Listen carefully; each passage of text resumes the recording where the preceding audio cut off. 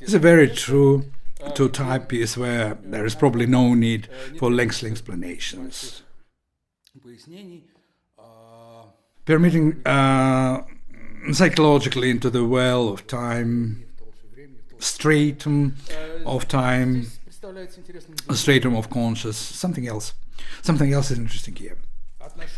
The composer's, the musical work creator's attitude towards his characters, first and foremost. And the way he creates this or that color that brings us to a certain place, not only in terms of emotions, but also in geographical sense, as well as historical. All this is unusually interesting. So, this piece has had different titles. There are many layers here, and I would like to briefly clarify this. So, it's in German music edition I have, and in a couple of works I try to clear it. In my German music edition it's called Samuel Goldenberg and Schmuÿle.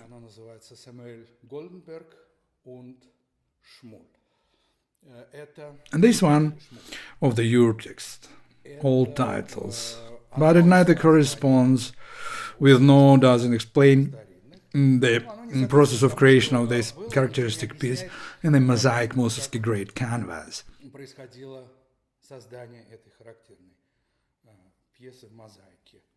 Mussorgsky had in his possession two small sketches by Gartman, portraits of two Jews, Polish Jews. One of them was a rich Jew in a fur hat, and it was titled just like that. The portrait of a rich Jew in a fur hat. And the second, the poor one, it was titled Poor Žid. To start with, about this word. How did it come to be Russian vocabulary? Well, first of all, it still has use in many European languages. Jude in English is Jew. In German is Jude. And in many different languages where J stands for the sound J.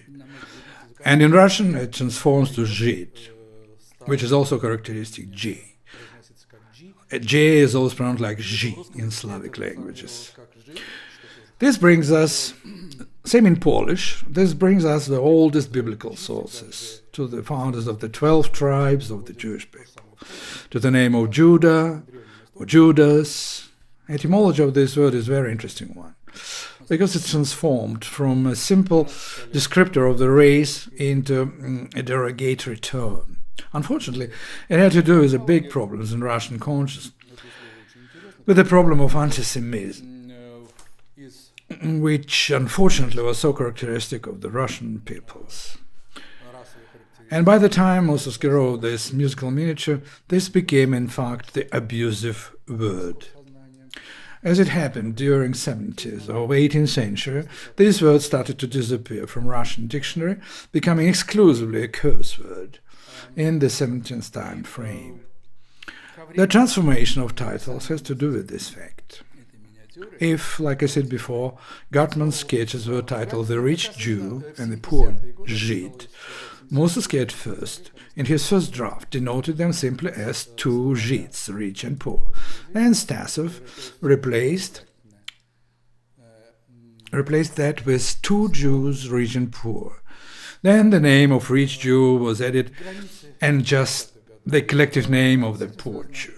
So, as we can see, the racial overtones, social racial overtones, unfortunately got even here in the musical creation, and reflected in the title, reflected in the transformation of the musical piece title. It is very interesting to see Mussorgsky's approach to this problem through his music. As we all know, through the music we can follow the tiniest details of conscious and subconscious. Mussorgsky was a Russian nationalist, and he did not try to hide this fact. He was linked with the Russian nationalist circle. So, philosophically, ideally, his ideas was all there, Russian nationalist. So, it is possible theoretically that the Russian nationalist is not an anti-Semite. Because, as it happens, unfortunately, it became a part of the physiology of the Russian person. Even in someone who is of high breeding and intelligence and high level of education, nevertheless, there still is some kind of rejection and tension at the physiological level, only at the mere mention of the word Jew. So deep are the roots of this racial distance and racial rejection. It's very interesting to see what level of moral purity the composer's soul possesses. Whether there are any anti-Semitic roots in this music. We know how music can create any images, grotesque or satirical, any caricature, any realism, any surrealism, with a single Vorschlag, stroke, grace now. And with the talent of Mussorgsky possessed, he could do everything. Even unconsciously, his attitude, regardless of this issue, would be shown. But, to his honor, I must say, in this musical piece he is absolutely pure, which in my eyes lifts him to an unattainable height. And to the honor of the Russian conscience, Russian national consciousness. Therefore, it's quite possible for a certain Russian nationalist, as a cultural movement, to exist without Nazi content, whereas one is often inseparable from one another, especially anti-Semitism. No, Mussorgsky, he just rejects it on the subconscious level. He showed that this is possible, that you can be a passionate adherent of national culture and, at the same time, a cosmopolitan as far as racial issues are concerned. This is very interesting. We'll again, step by step, measure by measure, look and see how pure and delicate Mateusz Petrovich is in presenting this case to us. What does he do? He wanted to combine these two portraits in one, and he did it splendidly. He placed these two Jews next to each other and made them metaphysically antagonistic, but antagonistic in terms of social origin. The eternal conflict of mankind from the beginning of times to this day. This is a conflict between wealth and self-complacency and poverty and abjection. That's why in this piece he rises to psychological heights of Dostoevsky. When we see an abject, downtrodden man, and we feel compassionate in every way. We feel great empathy. That's what great philosophy, music on the literature philosophical way, provokes in us. And our soul shrinks from depravity and stupidity that unfortunately almost always, those almost always are companions of self-satisfaction and wealth. The only thing he added here is a little bit of national character. Only as much as he had to. Gartman, a Jew himself, gave him two sketches of two Jews. And it all turned into this Jewish issue that, by the way, had bothered Mussorgsky for a long time. But it bothered him as an artist, because in many works of different composers, Western and Russian alike, in opera works, he observed emergence of the Jewish topic in music, and he was always indignant about the fact that they were not exact, and the musical language not exact at all in portraying the Jewish national character. In many of his letters, he touched on this issue and was indignant that in some of the works he heard, Jews looked like Catholics because they were not portrayed correctly in a musical sense. He was a true professional, and it just bothered him professionally, and he hated. And here is a creative problem for him, which he solves brilliantly, solves in a very simple way. Well, it is common knowledge, I think even for non-musicians, how easy it is to add some oriental color to music. There are additions of a minor third, an interval, could be played in any minor scale, and there will be oriental color added, so-called gypsy third.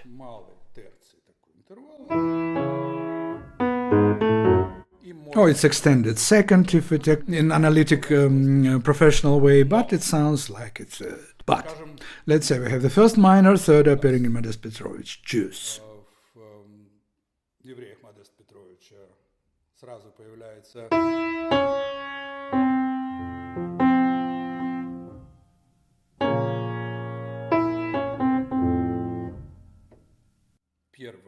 On the account of raising the four-scale step,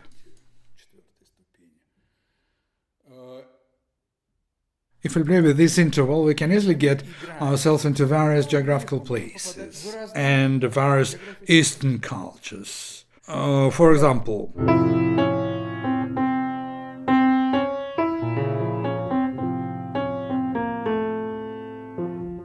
it's very easy to get.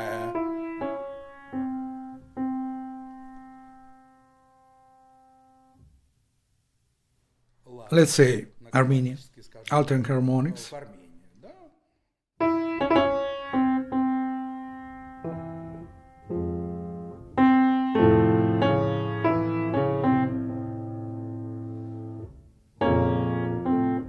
It's a typical Caucasian right harmonies. Further on, if somewhere, let's say, within a particular scale, with one particular scale, this story unravels in B-flat minor.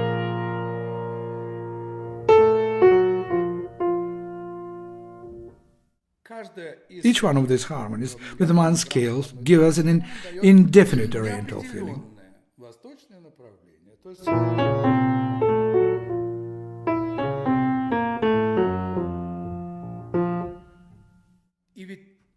After all, it already depends on, like mixing a cocktail, or like putting together a chemical mixture, to get the national character just right. To get not to Armenia, not to Georgia, let's say, not to Caucasus Mountains, not to Turkey, not to the Balkanian Caucasus people or Caucasus people who use only one way or another the musical harmony, the very minor third, this particular minor scale combination. You can be perfectly scientific in depicting this or that nationality using national harmonies, but still be imprecise in the creation of character.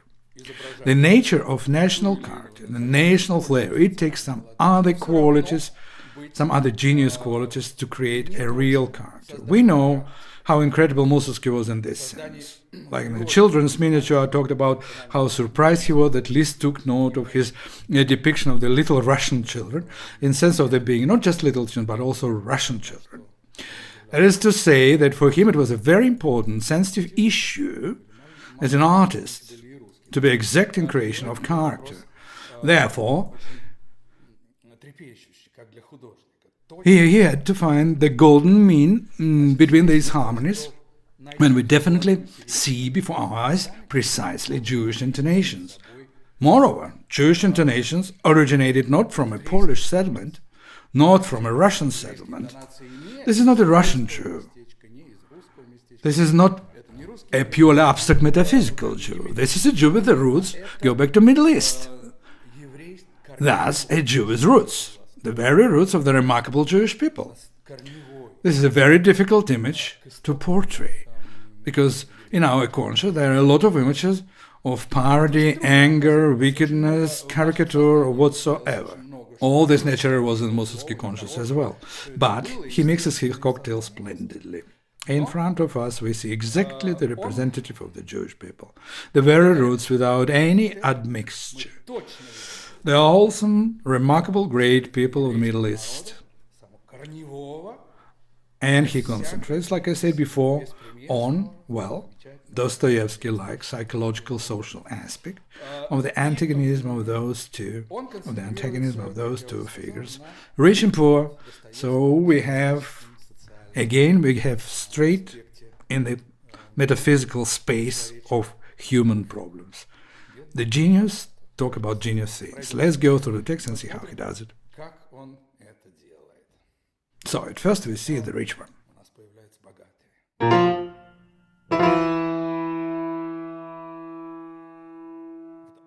There is a very proper and important arrival. Such a consonance of the interval and to the cadence shows the foolishness, a downright self-importance. Then, due to this Vorschlag, we can see already a certain Oriental element here right away.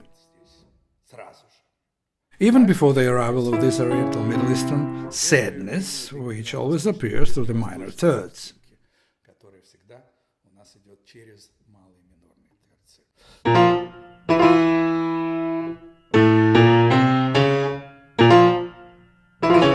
Here comes the first minor third, which already takes us to the east.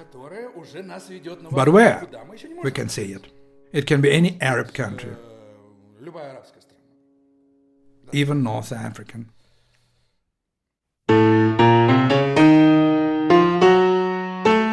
Second minor third, but just by itself, it can lead us to Sayat Nova into Armenia, to some duduk song, 3,000 years old, that we all love, all know here. But it also speaks about the eternity, but speaking a different kind of eternity, Caucasian. Then we see a self-important, slow-witted, domineering rich man.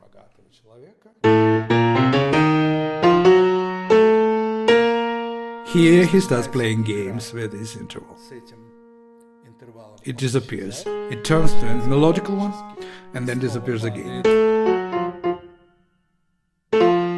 And here it is, this little Vorschlag. It's not already characteristic for the Caucasus.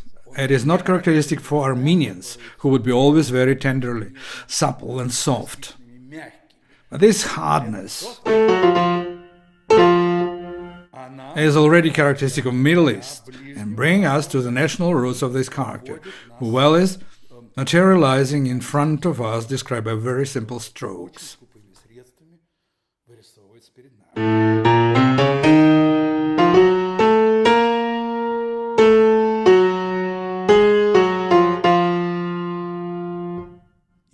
All these intervals are combined here, creating a very exact national coloring. Гармонические интервалы, создавая уже точный национальный колорит.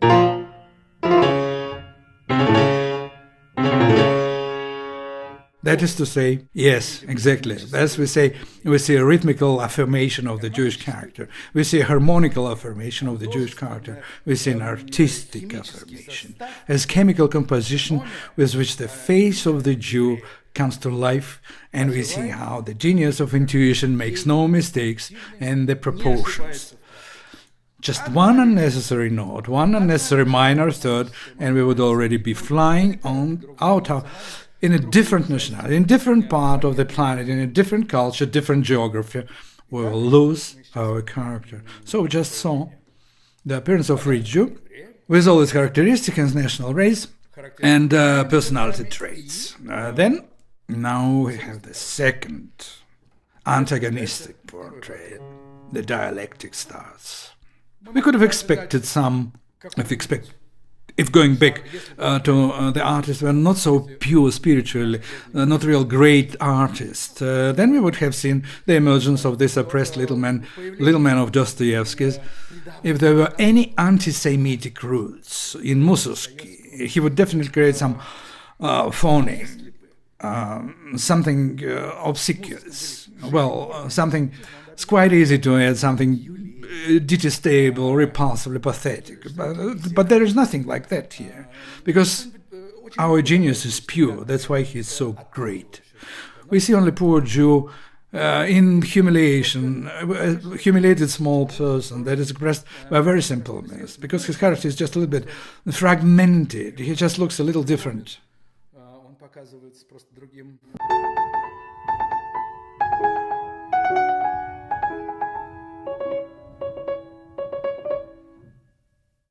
By this fragmentation, with one single note, Mussorgsky shows the humiliation of a man, the fragility of a humiliated poor man that causes only extreme pity, extreme compassion in the face of this repulsive social discrimination that mankind has lived with for God only knows how long, since the beginning of time, and cannot seem to get rid of it.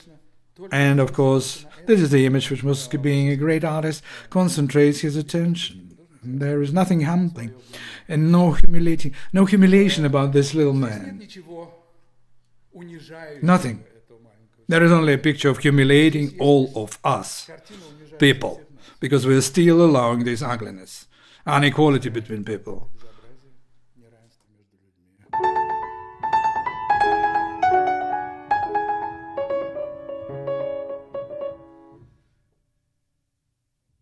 This Southern color is added with incredible talent and genius, and is added all in all due to use the pedal. Here, if we play it without using the pedal, just look what will happen. It feels dry, isn't it? What's missing here? Air and sun are missing here. We have a Southern people here. By the way, it needs to be said that elevating the image of the Jews to a metaphysical level, we, of course, already are being carried over. They're not Polish Jews from a settlement whom government paid it. No, we are being elevated to the source's roots, like I said before. There were sun in a very heart that lives in their hearts and the blood of great Jewish people. And thus just adding the use of pedal, we have the aroma of the hot land and the atmosphere melted by sun, where this metaphysical encounter of two Jewish souls is happening. Now I'm adding the pedal, and immediately sun and heat appears. Just look at this.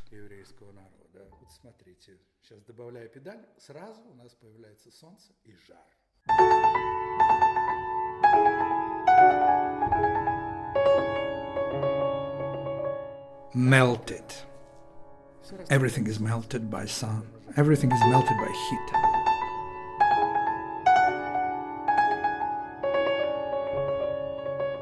The intonations are really mournful.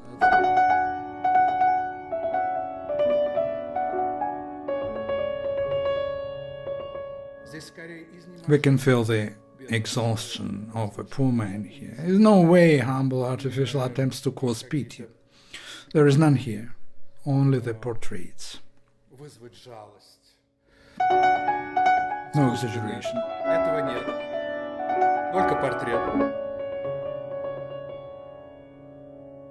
And further, a splendid passage through these harmonic minor thirds that puts us into a Jewish character of music right away.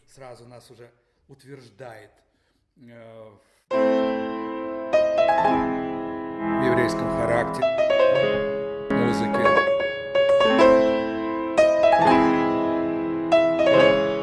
Unbelievably exact.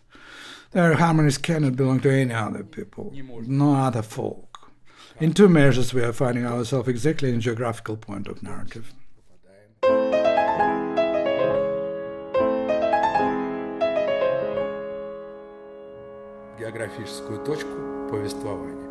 Of course, all this happened at a cosmic scale, metaphysical scale. It's all about space, cosmos, space of human life, the metaphysics of human relations. But exactly as far as ethnicity goes, whatever the roots are. And then a remarkable polyphony, where Mussorgsky very easily brings two characters into conflict, presenting to us this irreconcilable social tragedy of a small man and big man, in commas, in parentheses. Since it is to this day that in our unfortunate society the amount of money is equal to the level of success, and so to speak, commercial success. And so, this is how Mussorgsky shows it, where the poor man is shown high pitch, and the insolent moneybags and low pitch.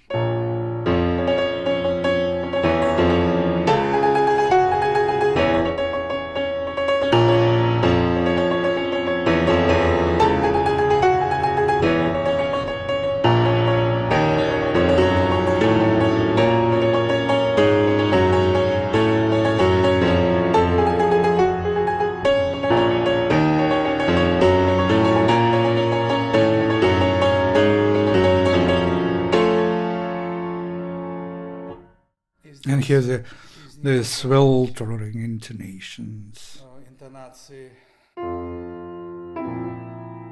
of a dispirited person compared with this pitiful attitude of the opposite character represented only with just note, full of pain. и The dialectic of our life. гадкого эгоизма.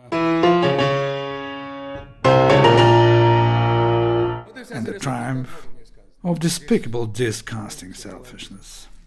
The ongoing metaphysical tragedy of human social life. There's so to say to this sketch. How much does it say? It has a psychologist, a true master of drama, from Shakespeare to Dostoevsky, and a superb field of wonderful musicians who creates for us, thanks to the piece addition of harmonic components, a perfectly true cosmic mixture, chemical cosmic mixture, where his characters live. All comes to life, all gains metaphysical proportions, the space proportion. It becomes a great universal work of art. Thank you very much, my dear friends.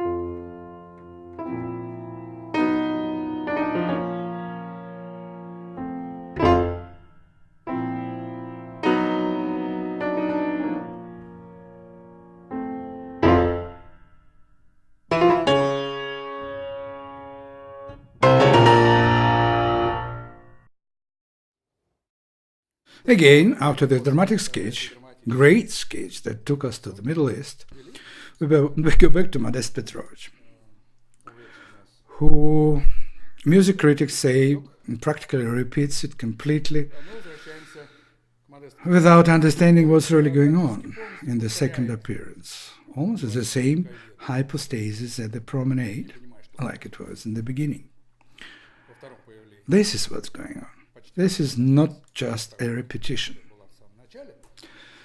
This is the same one, Modest Petrovich, with the same thoughts he had in the very beginning of this great epic canvas, only he shows the change, how much stronger he is now, emotionally going through the communion with the spirit of this beloved friend of his. That is everything that was monophonic in the beginning. То есть все, что было одноголосно в начале,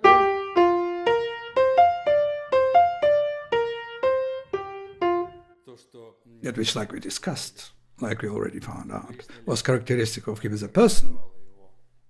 His 11 quarters, Russianness, his unpredictability, in part the latitude, the daring of his character. But if there we had a leading man, what imitated the useful single voice of leading guy, then here we see the whole. Modest Petrovich doubles the theme. We see the powerful sound of an organ that sings in his soul. That is, Modest Petrovich himself, but mightily strengthened from the inside. His inner world is much stronger, thanks to overcoming many phobias, thanks to his wisdom and talent that allow him to overpower the death of human being, to immortalize him, his remarkable dear friend, immortalize him in his immortal music. And so we see the high and powerful tune of a totally different character. That's how we should show it. That what Modest Petrovich wants to show us, and that what we interpreter have to emphasize is totally different character. Powerful, different.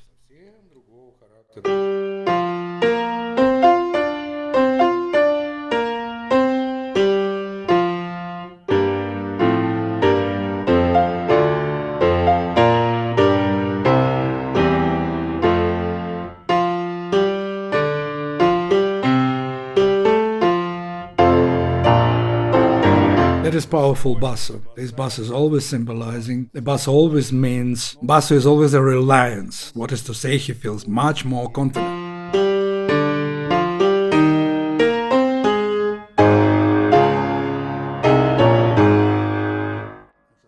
Such might, indestructible might, of which in the beginning, in the first appearance of Modest Petrovich, we didn't see even a glimmer. And in the development of his character, there is already oceanic, cosmic power of the double bassa.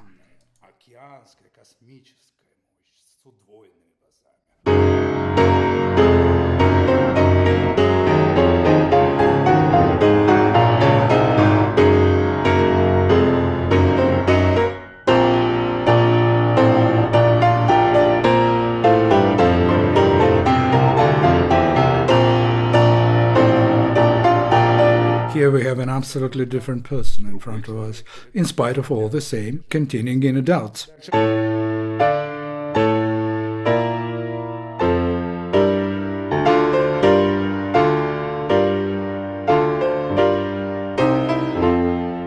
Same exact drunkenness, if you remember. But all the doubts are shortened, all the staggering become much shorter and take the position of standing firmly on 2 feet.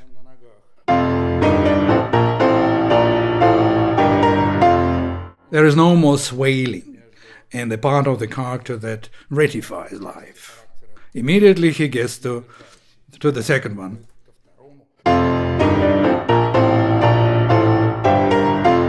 To the second life-ratifying verse. And to the final tune, abandoning all doubts.